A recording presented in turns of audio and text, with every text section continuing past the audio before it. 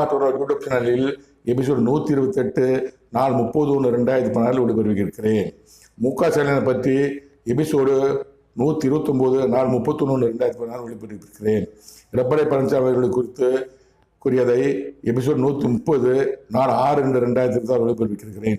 உதயநிதி ஸ்டாலினை பற்றி எந்த கருத்தக்கூடிய திருக்கு தரிசனத்தை எபிசோடு 131 நாள் 7/2/2016 ஒளிபரப்பியிருக்கும் பாருங்கள். சீமானை பற்றி கூறியதை எபிசோடு 132 நாள் 13/2/2026 ஒளிபரப்பியிருக்கிறேன் பாருங்கள். ராமதாஸ் அன்புராமதாஸ் அவர்களை பற்றி என் தேவநாய கருத்தக்கூடிய திருக்கு தரிசனத்தை எபிசோடு 133 நாள் 14/2/2026 ஒளிபரப்பியிருக்கிறேன் பாருங்கள். விஜயகாந்த் பிரமலா விஜயகாந்த் குறித்து என் தேவநாய கருத்தக்கூடிய திருக்கு தரிசனத்தை எபிசோடு 134 நாள் 22/2/2026 ஒளிபரப்பியிருக்கிறேன் பாருங்கள். கோபால்சாமி மகனை பற்றி கூறிய என் தேவநாய கருத்தக்கூடிய திருக்கு தரிசனத்தை எபிசோடு 35 நாள் 21/2/2026 ஒளிபரப்பியிருக்கிறேன் பாருங்கள். அது தெரிந்து கொள்ளுங்கள்.